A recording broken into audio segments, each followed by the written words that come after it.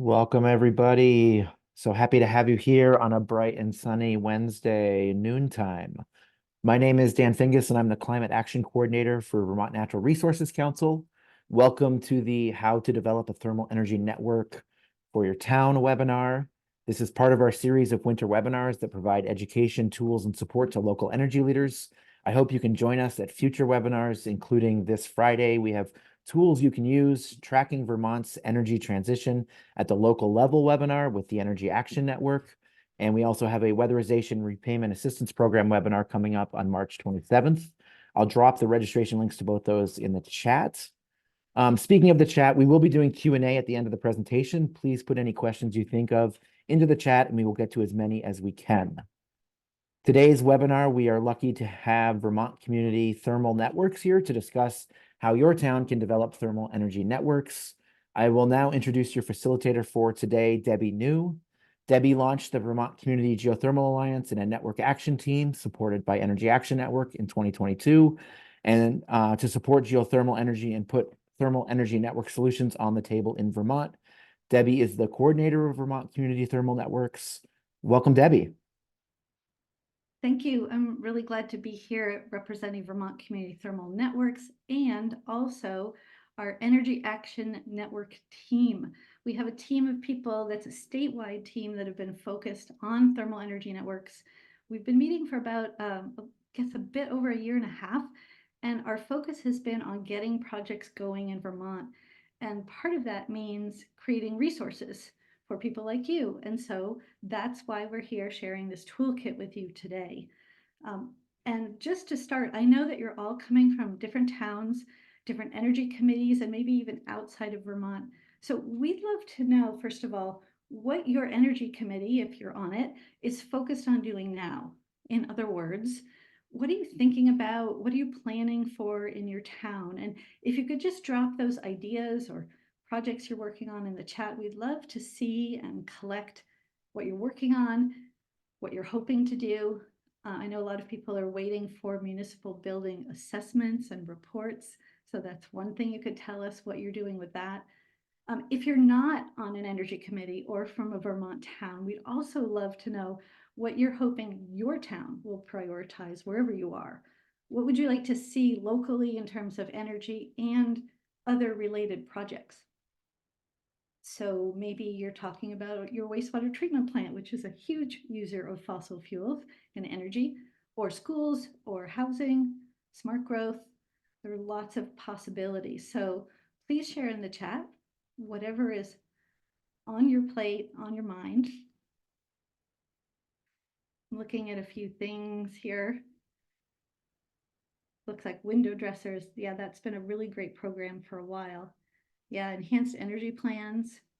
Certainly. And MERP, for people who don't know, is the Municipal Energy Resilience Program, which is helping Vermont towns look at their municipal buildings and get those up to speed in terms of energy savings.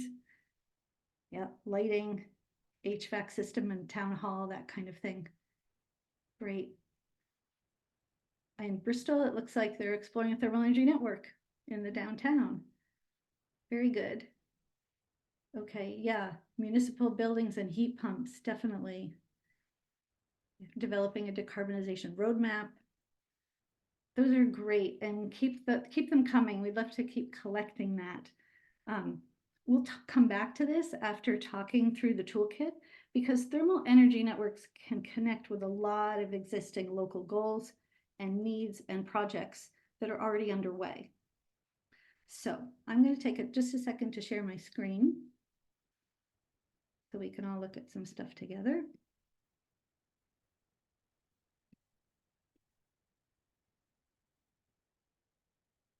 Great. I just want to make sure you can see that. Are we good? Dan, can you let me know if you can see my screen? Yes, definitely can. Okay, thank you. So our focus today on the toolkit means that we are not taking time for an overview of thermal energy networks, the technology, the benefits, that kind of thing. That information is available on the Vermont Community Thermal Networks webpage and at the beginning of the toolkit. For today, what I want to do is share with you an illustration of what a thermal energy what a thermal energy network might look like in a Vermont town. So right away, you can notice the vertical pipes underground underneath the park. That's the bore field, and some people refer to this, excuse me, as a bore field or a geothermal ground source heat pump loop. Hang on a second. This source of thermal energy network can be a component of a thermal energy network. Importantly, it adds thermal storage. It can hold heat underground for when it's needed. It also adds a certain amount of reliability to a system because there's always heat that we can access from underground, and a diversity of where we're getting our heat from, which can add to the resilience of a system, which is really important in our communities. So not all thermal energy networks require a bore field like this or are geothermal projects, but geothermal can be an important part of it. So we're also talking about heat that it already exists and is otherwise wasted. It can be waste heat from large buildings, and you see some of those kinds of buildings here that are venting heat out of the fans and cooling towers on top of the buildings. Commercial and industrial processes, large refrigeration systems, these can generate a lot of heat. We can also capture and repurpose heat from wastewater. And so you see the kinds of buildings here that are creating wastewater at volumes where we can really capture that heat and use it in other buildings or return that heat to the same building. It can be very efficient. So so once you capture the heat, you can deliver that to different buildings in horizontal pipes and share heating and cooling among buildings.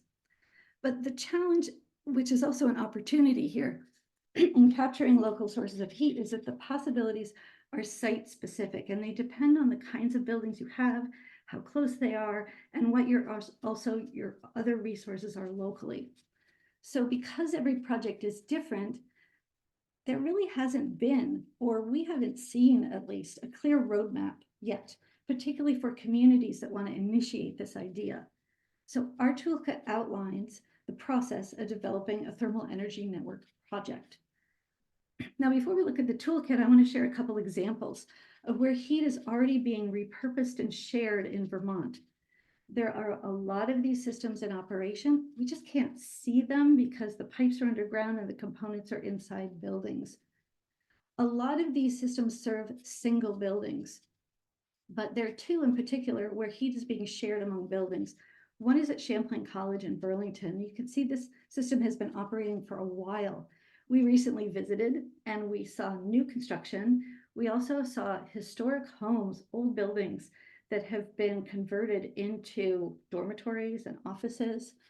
And there are pipes underground that access the heat from underground, but also share it among all of these buildings, both retrofits and new construction. Another example is also in Burlington at Hula on Lake Champlain, and they are accessing heat from underground and sharing it among buildings as well. There's a lot more information about these projects and several others on our website. We have a new page on case studies that I encourage you to check out and learn more.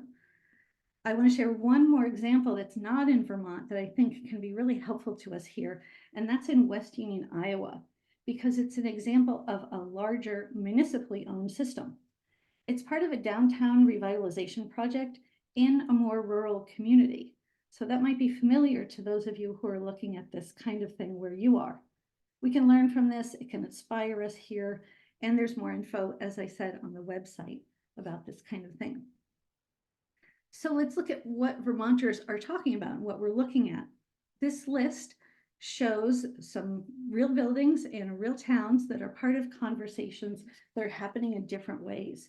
People are looking at a variety of opportunities, and each responds to what's happening locally.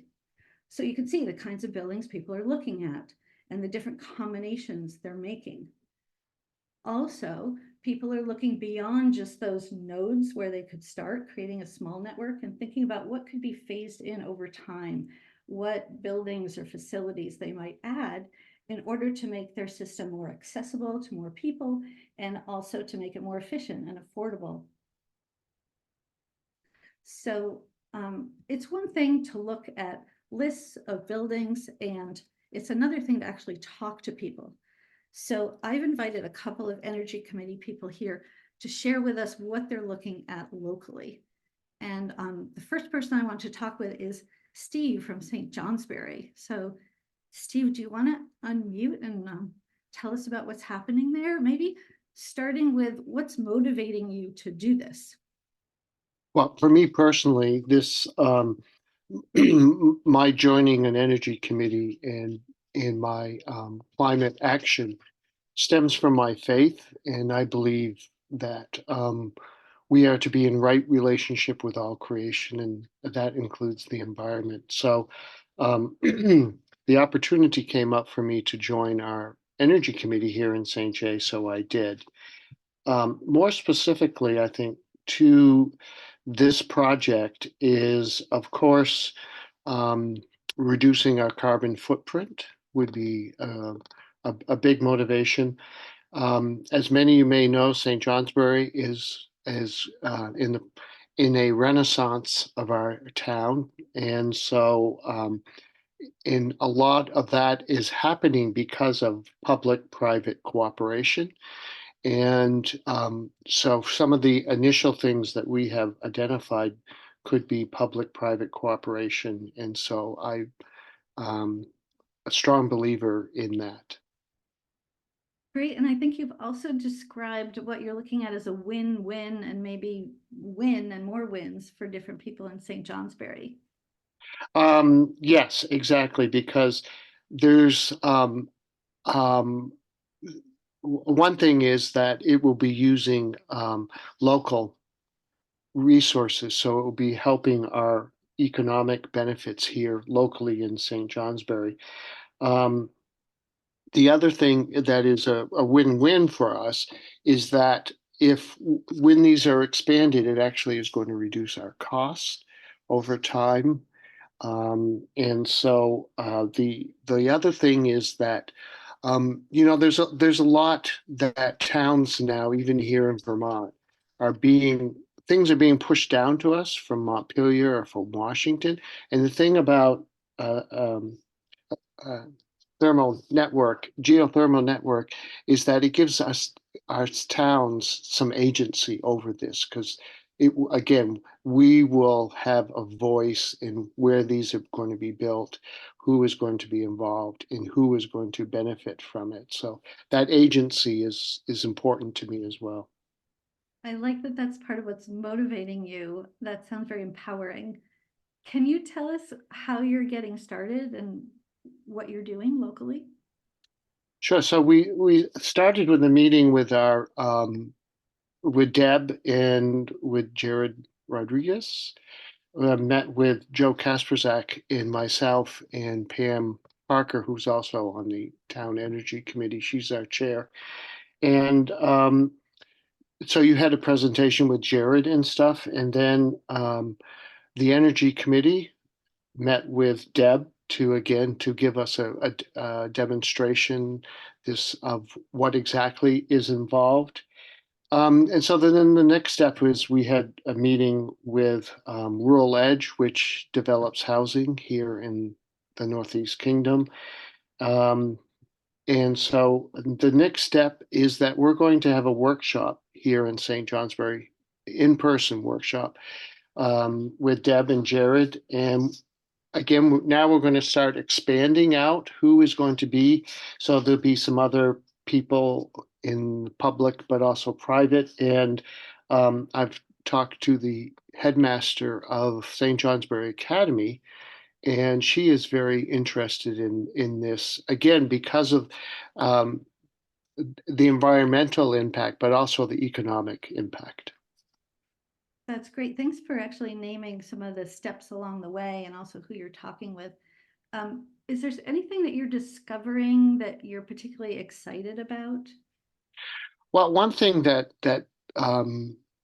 was presented to us is that the first network that we're looking at is the Armory building in town, which has been uh, uh, uh, empty for a long time. And across the street is an empty lot that because the building burnt down. And Rural Edge has that property and is hoping to develop 30 senior housing units. So that's sort of a real natural place to have it. But in this process, it was pointed out that if the HVAC system was moved from inside the Armory building to outside, that there could be additional funding for us. So I think everybody here um, has been experiencing the cost increases since COVID and the supply chain. So any little bit we can save on the Armory project um, is a big help. Right, that really matters. And I think what we're exploring is how the projects can be financed differently, and that not all of a thermal energy network needs to be factored into a budget for a municipal building or affordable housing. There are other ways to handle it. And that's part of the creativity of this. Mhm. Are there any things that you still need to know more about, or are there questions that you still have? Well, I think one of the biggest question is the return on investment, um, because that is important, especially if we're using any municipal funds or taxpayers' money. We want to make sure that there is a return on investment. Um, the and then another thing is about what questions and attitude from the private sector, because we're also hoping eventually to have others that will include private entities as well. Um, and I think those are the really the two big ones for me because it all sounds really great. Right, and so the workshops that you mentioned are a way of digging into the particulars and also engaging other people and finding out what the private sector needs are and their attitude toward becoming part of shared infrastructure like this. Right. Yeah, that's great. Thank you so much for sharing what you're looking at. Would love for this to be a longer conversation, but that's what we have time for today. So I really appreciate you being here with us to talk about St. Johnsbury, and it'll be fun to get an update when things move forward. You're welcome. I always enjoy talking about St. Johnsbury. Great. Well, we'll do it again soon. Thank you. And now let's take a look at St. Albans. Jim, I see you're with us. Would you like to just say what your role is in St. Albans? Yeah, sure. We just got the our own climate and energy committee started.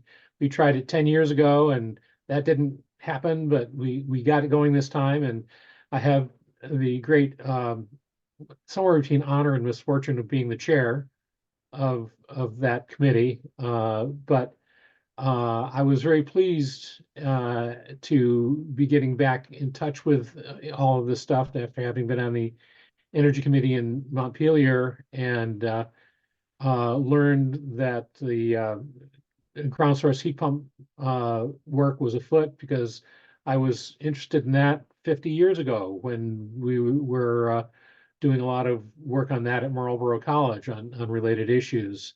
And it was just, very exciting to see something like that happening.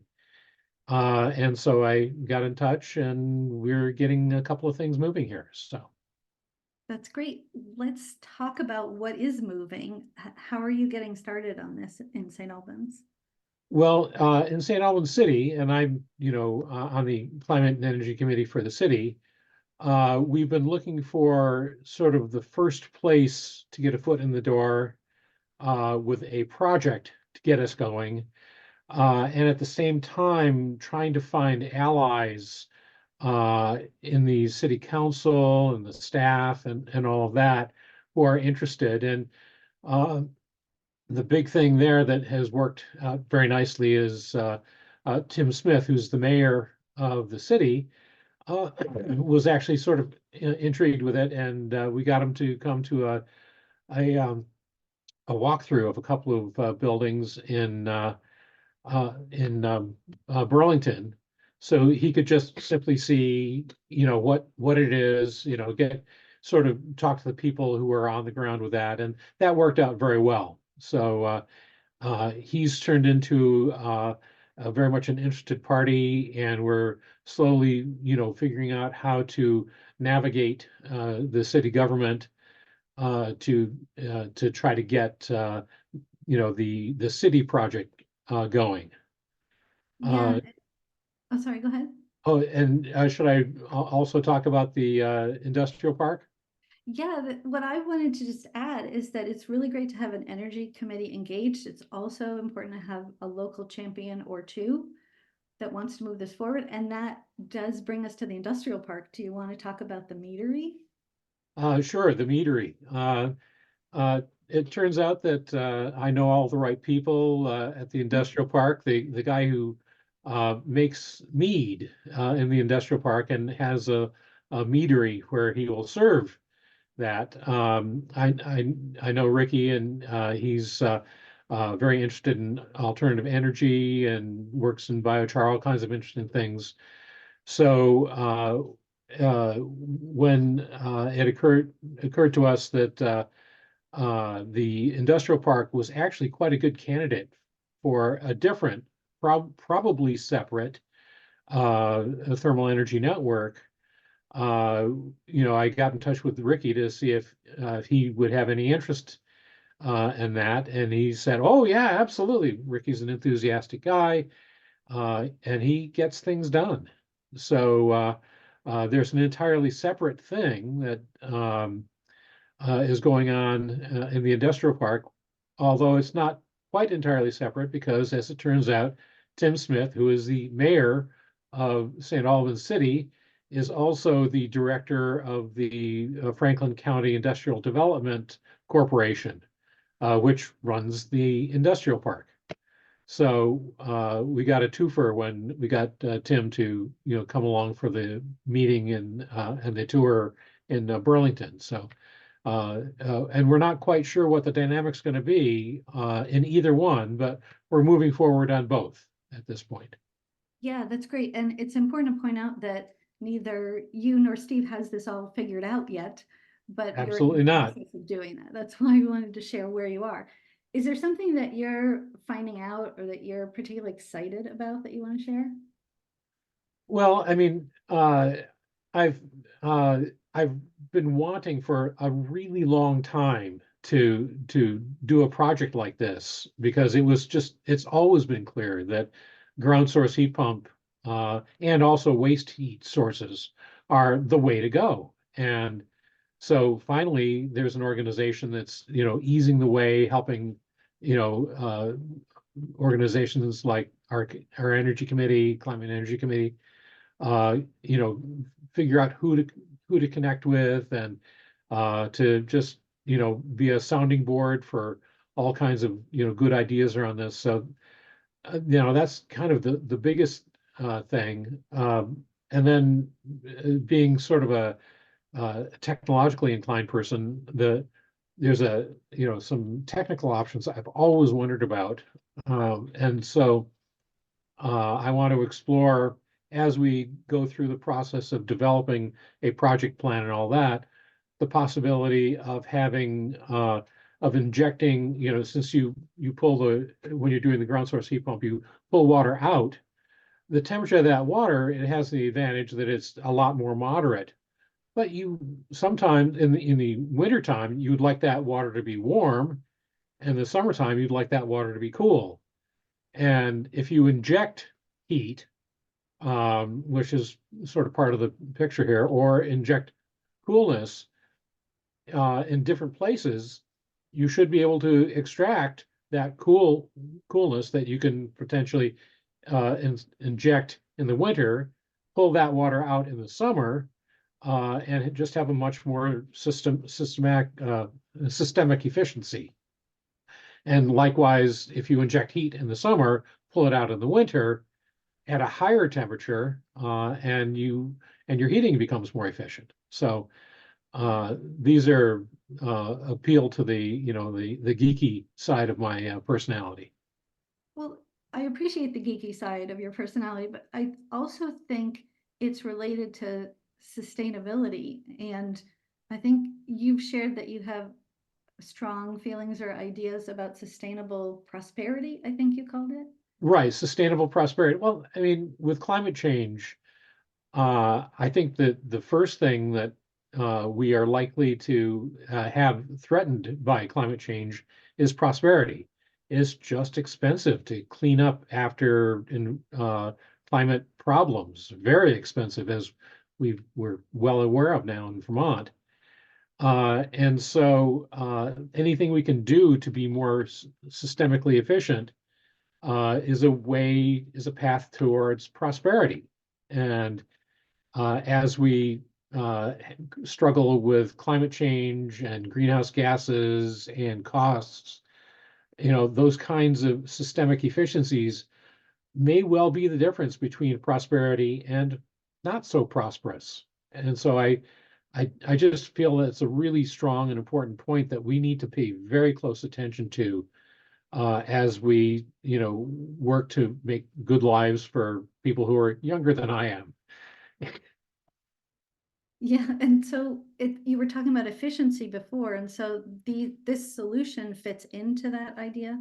Oh, absolutely. I mean, it's inherently any kind of ground source heat pump is more efficient than an air source heat pump. You're pulling temperatures of groundwater out at 50, 55, whatever, instead of maybe 20 below in the middle of the winter. And it just makes heating a lot more efficient. And likewise in the summer, instead of having ambient temperatures that are probably going to be 90 degrees on days when you're most concerned about cooling. If you can do that same 55 or 60 at that point, it's just a whole lot more efficient. And efficiency is prosperity in the resource limited future that we're facing. Right, that makes a lot of sense. I hope that you'll continue to update us about what's happening in St. Albans and keep in touch with VECAN about what's going on there. Sure. So, yeah, thank you very much for sharing what you're working on. It's great to talk to you. Yeah, my pleasure. Okay, thanks. So I hope that those mini conversations give you a glimpse into what people are looking at and inspires you and makes this seem really doable and actionable where you are, which brings us to the toolkit, which was created by the Energy Action Network team. I think it's worth saying again that this is a team effort and will be available today at the end of this webinar. There are members of our team here to share what's in it and how you can use it. And with that, I will pass it to Jake from Efficiency Vermont. Hello, everybody. I guess I'm not on yet. There we go. Thanks, Debbie, for handing that off. My name is Jake Marin. I'm with the EIC, and I'm a member of the Energy Action Network team. So the question before we jump into the toolkit, which I will say I got a chance to view yesterday and is super exciting. The question of why did we go through this exercise? You'll see that this is a really pretty involved and major project that we undertook, and why did we do it? I think just looking here at the 55 people that are joining from VECAN alone that are interested in this topic. It's a lot of folks, I heard someone refer to this earlier as looking for innovative and creative solutions to a lot of the energy and climate problems that we're all sort of dealing with independently. And this is, I think, a really incredible opportunity for that. So the next question is really sort of who is this for? It's really a pretty broad audience that this was designed for. We're talking about potentially municipal leaders, community members, obviously, energy committees for sure. It can also be for developers and affordable housing organizations. It can be for regional planners or even electric utilities who are interested in engaging in developing TENs. So it's really pretty broad, and I think you'll really enjoy what you see in terms of how it's, I think, speaks to a broad audience. As far as how it's used, we're going to get into a lot more detail on this, but I think really critically, some of the problems I think a lot of people have is where do I start with this, right? So it's really, there's a lot of information there about how you get started. Also identifying those waste heat thermal resources that are in our community that might not be as obvious to most of us as we'd like. looking at ways to determine the technical feasibility of these projects, what legal requirements come to bear, and then how to enlist really the technical expertise that we require to kind of make these things go, right? We can't all be the experts on everything. So how do we get the right people in the room? And with that, I think without any further ado, I want to introduce Ellie New, who has been really pivotal in getting this toolkit put together for us. Thank you, Jake. Hi, everyone. I'm Ellie. I'm the project coordinator at Vermont Community Thermal Networks, and we're going to just get some slides up on your screen and then start telling you about the toolkit. So just a moment, we'll be ready.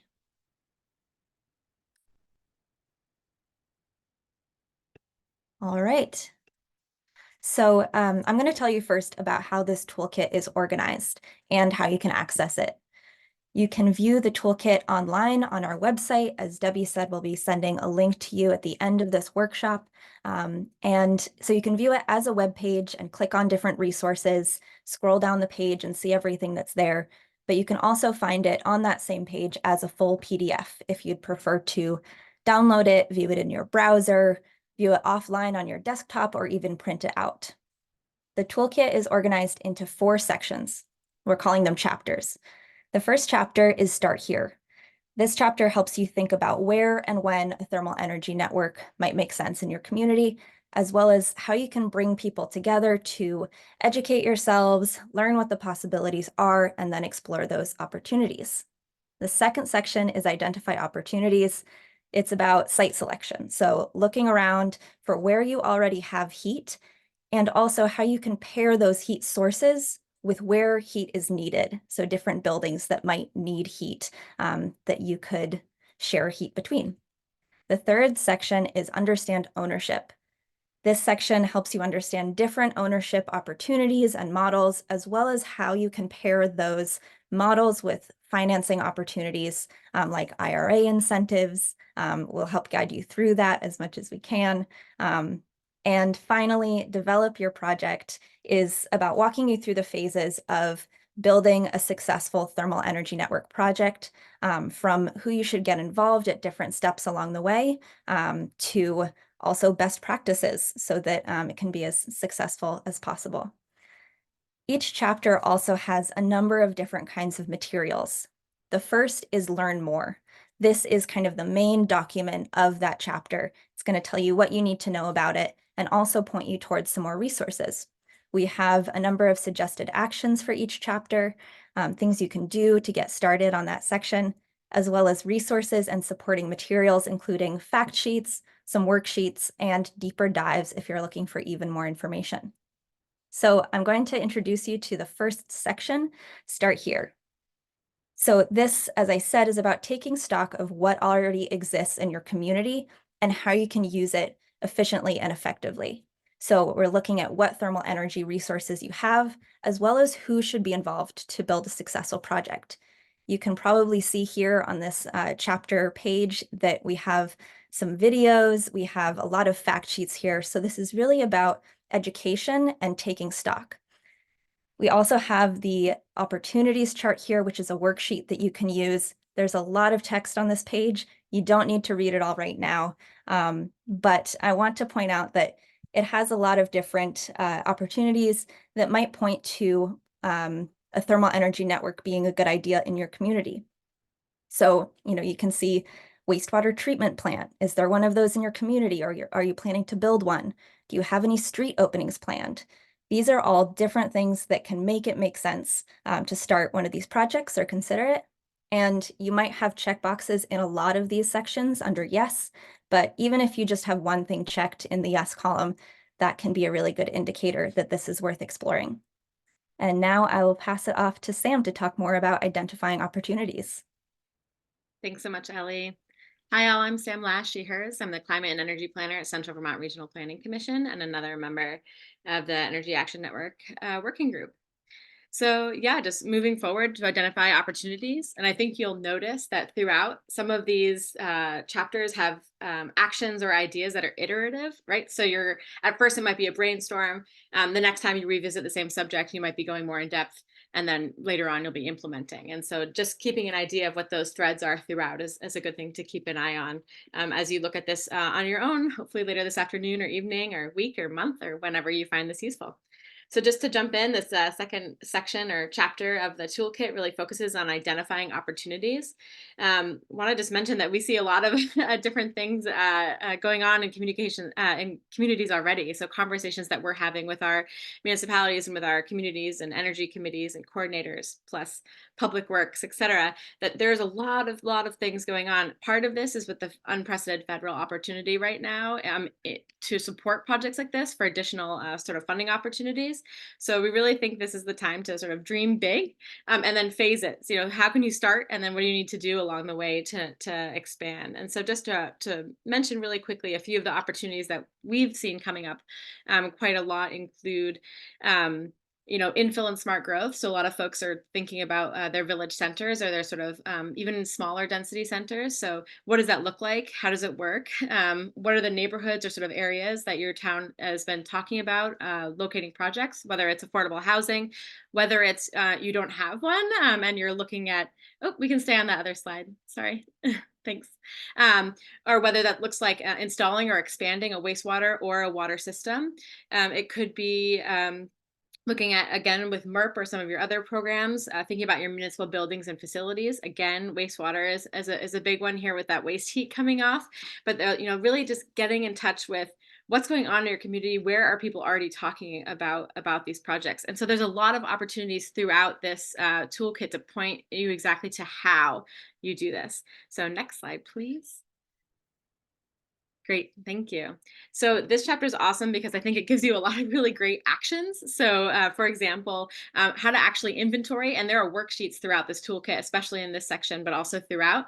So really inventorying your ideas of what might be possible, what already exists, and thus who to talk to. Another one is your potential TENS buildings, right? So, you know, oh, do you have an ice rink arena, or do you have a bigger grocery store, or might you have a multi-use building that could feature a grocery store? So also those future possibilities in terms of what's your town visioning say. So what is your town plan, and what are your town committees already thinking and speaking about, which does require, you know, recommend going to their website, going to their meetings if you can, getting in touch with those folks. We do suggest also here creating a simple map of these resources, so you can get to start having those conversations where you're actually looking like, okay, this looks like a great resource. You know, for example, we do have a wastewater treatment facility that has a lot of waste heat coming off of it. What's within a quarter mile that we might want to think about, like what could we network to this, for example. So sometimes just looking at that map of these potential or existing resources is a great way to sort of help those conversations go to the next phase in planning. It also helps you identify upcoming development projects. We've already sort of touched on that. I think there are also some suggestions here for adding TENS to your local and regional plan. So just making sure that folks who are checking your plans out to see what you might be interested in, or even for direction, you know, as a town, that you know that this is a priority of a type of project that you'd like to see, or that you'd like it to be considered in various projects, right? And again, with that phasing planning, this provides recommendations also, like if you are thinking about putting in a TENS, what would future expansion look like? You know, therefore, maybe it's having a neighborhood conversation or a sort of economic development conversation with those businesses in the area to say, hey, are any of you thinking about major upgrades to your buildings in the next 5 to 10 years? If so, you know, would this be something that we'd like to do as a group, or would this be something that's appealing to this group in the next 5, 10, 20, 30 years? And so you'll see here just a snippet from the site selection chart, and really, this is a tool for you to sit down and use, probably for multiple conversations, and just going for, it gives you prompts for what to look for, what to think about, or prompts to what you could think about, what might be useful. So some of these technical pieces as well. And then really just a space to take notes. And you could either, you know, put this up in some sort of shared format so that you can iterate as a group together, or, you know, collect this from each conversation.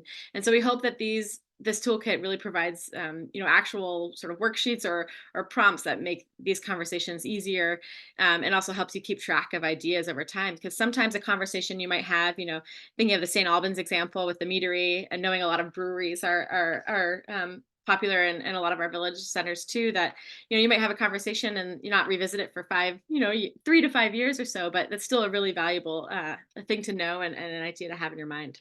So I'll pass it off to Debbie. Great, thank you, Sam. Once you've looked around locally and gotten people together and identified opportunities like Ellie and Sam were talking about, it's not too early to think about how to organize a project and how a network could be owned and operated and what that means for your project. So this section is about helping you not only consider what kind of ownership best matches your goals or what will work best locally, but also to explore how that choice opens up different and related financing opportunities. So the toolkit really looks at 3 main kinds of ownership models. And I bet these 3 are all familiar to you in some ways. Obviously, a co-op is going to give much more equitable ownership and fair distribution of resources and benefits among members. A municipal ownership model is like a water or wastewater utility. You're already familiar with what this looks like. It means there's local control and regulation that can help keep decision-making about the system in line with what your community projects priorities are.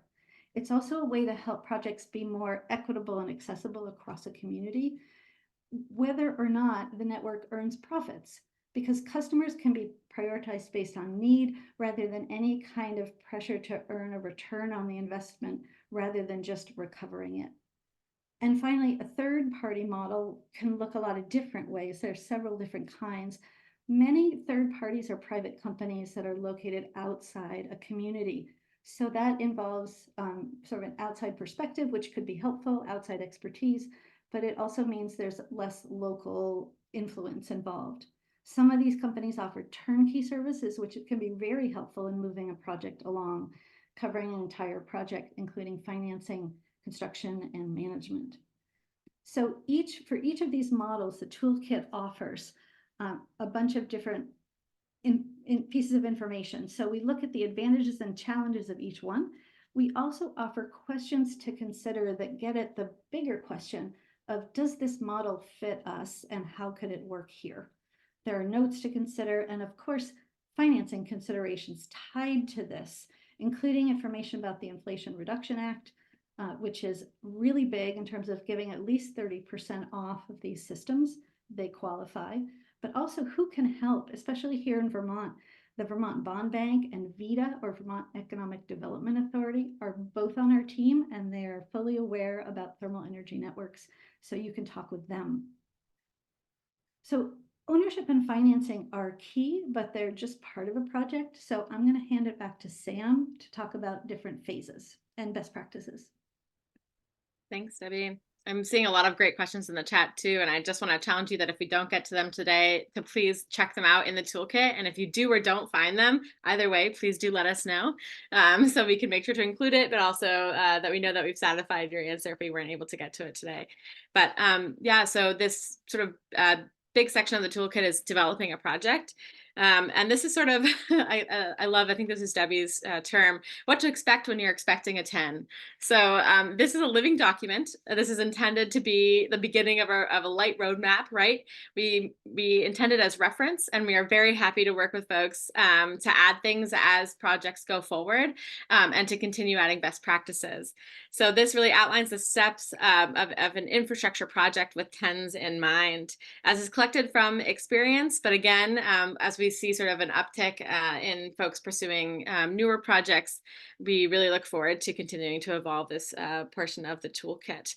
But again, it's that overarching project phases chart, and there's also a deeper dive with quite a lengthy one. So I recommend this is a piece of the toolkit that's worth a few reads. One, get overwhelmed, skim it, right? See the whole thing, and then as a reference in as you're actual going through the process to dive down into each section. So next slide, please. Great. So this section is split into 5 further sections. So exploration, so the beginning part of your project, planning, design and permitting, construction, and operations. All right, next slide. Perfect. And so this just gives you sort of a brief overview of just one sort of introduction, if you will, or a summary of each section. So you have your actions, your procurement, as this is something that goes through multiple phases. We also have a section on stakeholder and community engagement. So ideas that you could utilize and implement at different stages of your project development and implementation. And then our favorite section is this best practices work. So, really how you use this phase of the toolkit is see the bars at the top of the slide here. It seems linear, but it's more iterative. So we definitely imagine that you might be moving between these sections as you go. You have these chunks that are consistent throughout these subsections, and we really recommend revisiting it from time to time as you're attempting to develop or even just brainstorming projects. As a reference to go back to and say, okay, wait, what are we doing? Where do we need to go? And did we sort of cover all of our obvious bases? So I want to highlight the best practices here. So the slide will stay stationary, but for example, in the planning tab, you can one of the tips is to ensure that RFPs and contracts include an operations phase that guarantees contractor availability as needed. So that's, an example, right?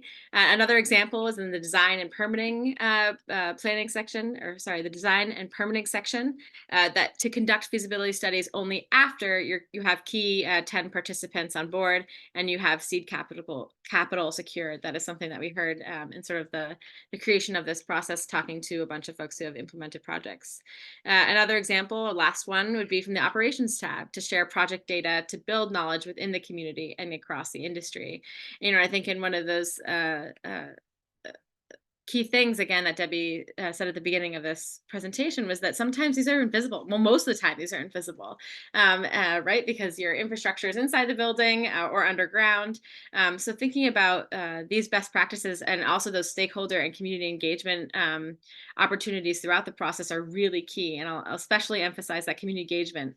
We were just talking about one of the affordable housing projects potentially integrating tents here in Heinsberg, suggesting that you have a bench on the sidewalk that's right outside and it says, hey, did you know this building is heated with a tens? And that's something that you can introduce early on in the conversation, with a potential project partner. Just say, hey, this, might seem simple or small, but it's important to us that this is visible. And, as we're talking to folks, that they understand how these are integrated in our communities. We have some towns that are considering a system like this for a town garage. So, does that mean they have a plaque or some sort of something that notes the extra effort that they went through to do a project like this that they see as meeting their town goals or the like? So just wanted to highlight that. And I really recommend that you, take a look at the whole toolkit. So thanks so much. And I will hand it back to Debbie to wrap us up. Great, and yes, that is the toolkit. I do want to mention one other important tool, and that's policy. Vermont Community Thermal Networks is supporting Vermont's Thermal Energy Networks Act. There are the bill numbers, and I want to just quickly highlight what this says about municipalities and why this matters. We've said that municipalities are locally regulated and already operate, in many cases, shared infrastructure. So what this bill does is give statewide authorization for towns to set up thermal energy utilities in order to implement this kind of system. So instead of working with changing your town charter or depending on what exactly is in your town charter, this allows any town in Vermont to move forward with a thermal energy network project. So essentially, it is a green light for us to develop thermal energy networks locally in Vermont. And if you'd like to join us in supporting this, you can contact your legislators. There's some information we can put in the chat about how to do that. I also want to share we have a simpler resource on our website that's called Getting Started, and it just offers 6 questions that you can ask and then 6 actions you can take that go with those questions. And you'll recognize this is a lot about getting people together, looking for where you have heat already and where heat is needed. So to wrap up, what you can do, 3 things. Create a working group in your community, like you heard from St. Albans and St. Johnsbury, and start digging into the toolkit. Please share your questions with us. And also, if you can, support the Thermal Energy Networks Act. So with that, I think we should go right to questions because I think there have been a number of them.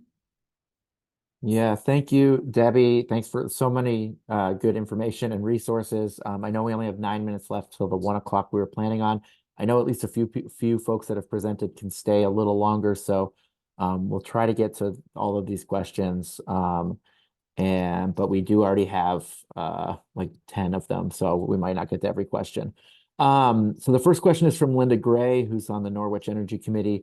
Are there parameters to help ID where thermal networks work well, minimum number of linked buildings, minimum distance, minimum heating and cooling load? Yes, those would be in the toolkit, and it's always possible to look at where heat can be recovered and sent back into a building. So it could be a network of one, but 2 buildings is really the minimum for a network. So all of that information is in the toolkit. Perfect. Can I The just sec- really quickly Oh, yeah. emphasize that the site selection section might be where you want to look to start with that, particularly, for example, like the quarter-mile rule, right? It's everything is going to be different and everything's going to be site specific, and that's one of the challenges of this. But there are some sort of best practices that we have integrated throughout that. So if you want to take a look at that site selection spot, that should hopefully be helpful. And I just want to add, because Sam mentioned the quarter-mile rule, that's a rule of thumb that just approximately, if you're looking around, you could think about what's within a quarter of a mile of where you already have heat. It could be less, it could be farther apart. That will all depend. All right. The next group of questions from Chris, Dave, and Linda are about labor. Is there a labor shortage? Are there difficulty finding contractors? Are there HVAC mechanical engineers with experience in district heating in Vermont? Yes, is the answer to all of that. Part of our work is to work on workforce development, and several people on the call here are doing that every week, trying to connect with efforts underway across the clean energy spectrum on workforce development, because workforce is needed in all aspects of helping us with the energy transition. So our work is to make sure that those conversations and that workforce development includes working on ground source heat pump systems and these kinds of networks or loops. Great. Our next set of questions are about ownership. I'm going to ask 3 questions and hopefully you can answer all 3. Under third-party ownership, does that include utilities? Cooperative means it's owned by those on the loop, correct? And the third is similar to solar, could the ownership model start out as private third party and then transition to a cooperative or municipal model? Okay, so I'll start with some quick responses and then see if other people on the team want to add. So third parties generally don't refer to utilities. And when I say utilities, I mean investor-owned utilities like VGS or GMP, Green Mountain Power or Vermont Gas Systems in Vermont. Investor-owned utilities are in a different category than municipal utilities. So the toolkit has a small section on the opportunity for investor-owned utilities and what they're looking at. And there are many people who are focused on that nationally, but ours is really focused on community-led, community-driven systems. The second question, Dan, was about co-ops, and Does that mean people in the loop, like they have to be within that system? Well, I guess I would want to keep the definition of co-op pretty broad, and again say frustratingly, but truly, it depends. And but specifically, I think a co-op would likely be owned by the people, the businesses that are connected to the system. They would be the members.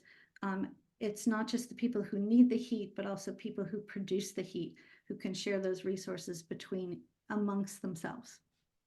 And then the third one was, can you start as a third party and move to cooperative or municipal? Yes, so there is one way to approach that is basically design, build, own, operate, and transfer. So once a system has been in operation, and particularly this is actually a really good way to think about it, because the IRA will incentivize systems that are owned for 5 years by one owner, and then you can access the IRA incentives that way. And then after you've seen that the system is working, the third party has been managing it, your town starts to get more comfortable with it. Essentially, it's been de-risked. Ownership could be transferred so that a municipality or a co-op or something else could be established as the owner. So that's an important opportunity and choice to make along the way. And the toolkit does outline a lot of that. Great. And one other kind of ownership related question is, when considering cooperative ownership, how do you ensure maintenance? Do you have to outsource it? Oh, I would love for people who have experience with co-ops like Acorn Energy Co-op in Vermont to answer that question. I would just say I think that there are probably multiple ways to approach that.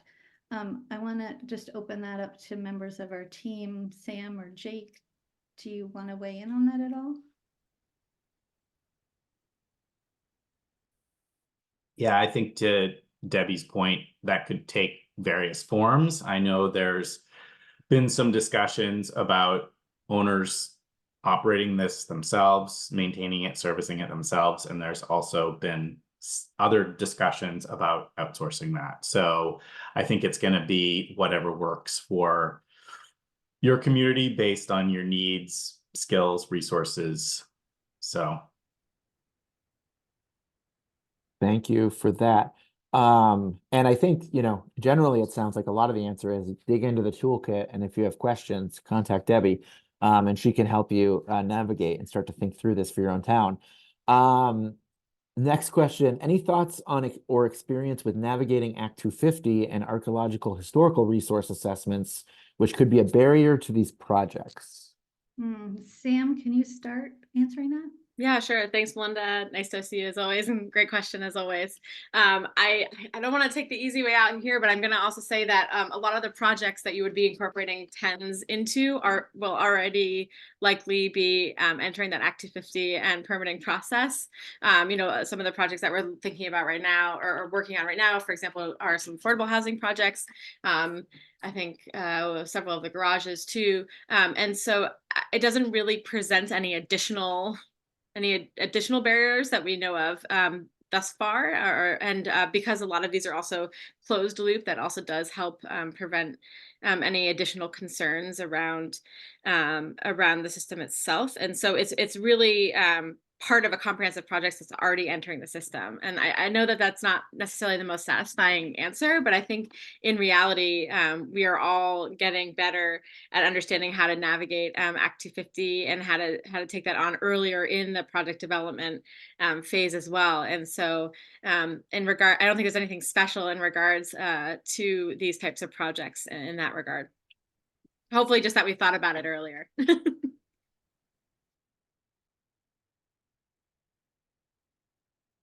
Pausing to see if anyone else wants to answer more than that. Does not look like it.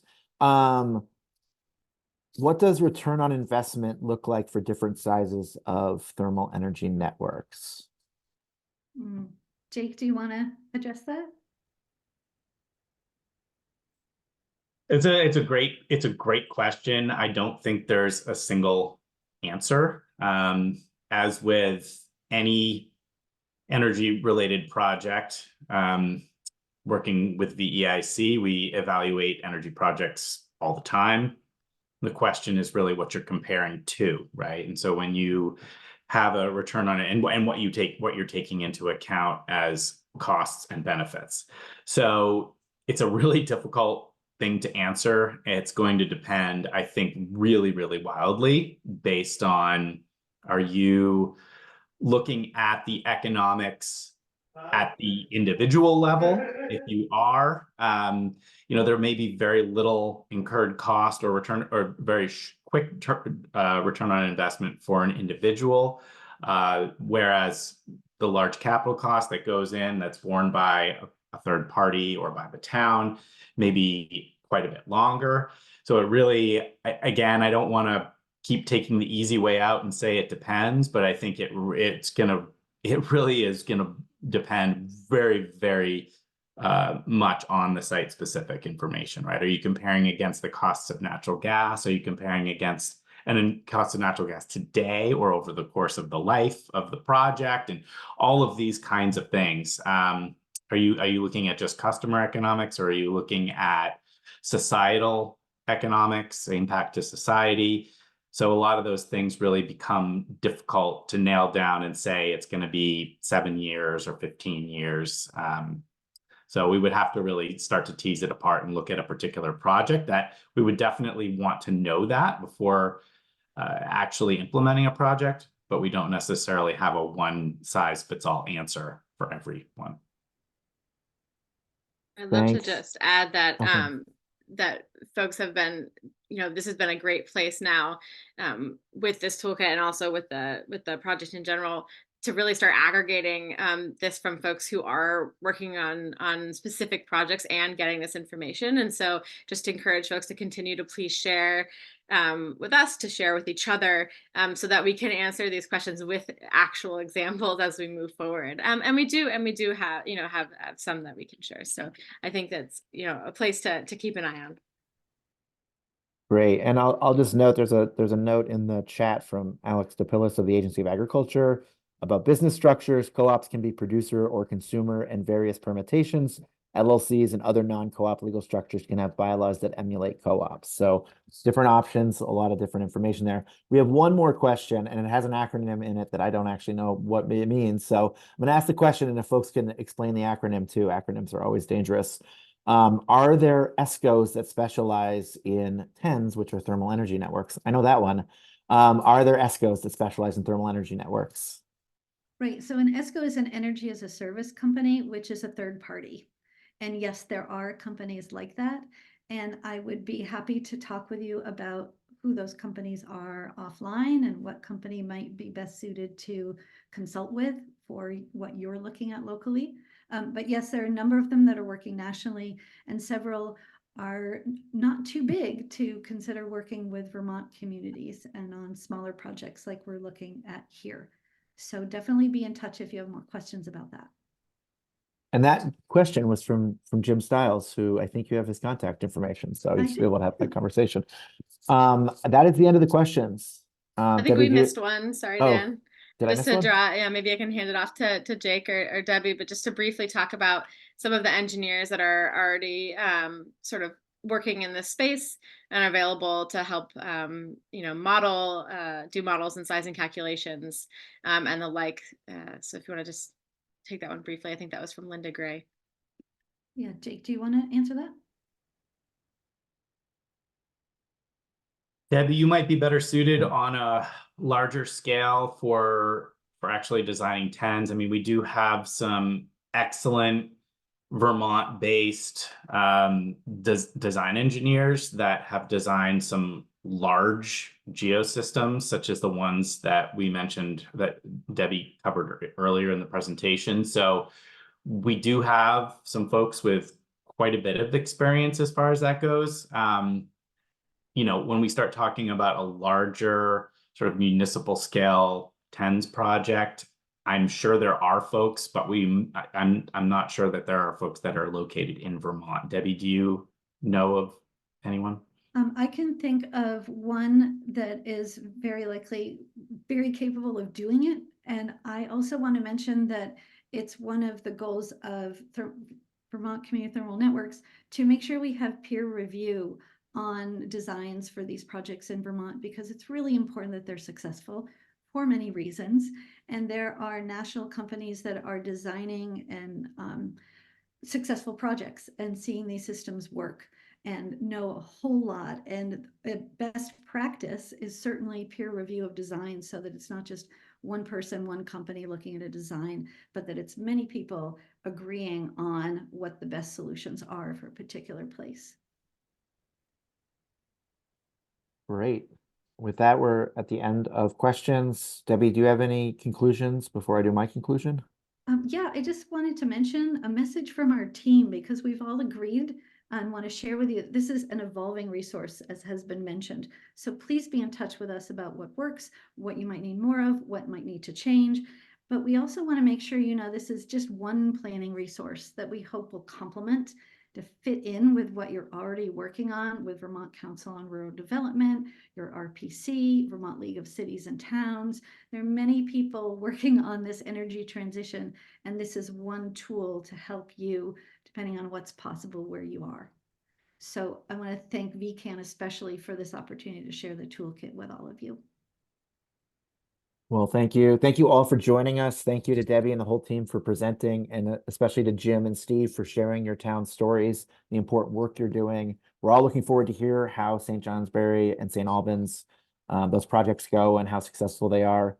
We'll be uploading the recording of this webinar to our YouTube page, and we'll share the link with you once it's all up. Don't forget this Friday, March 15th, we have our webinar tracking Vermont's energy transition at the local level. Thank you so much, everybody, for coming.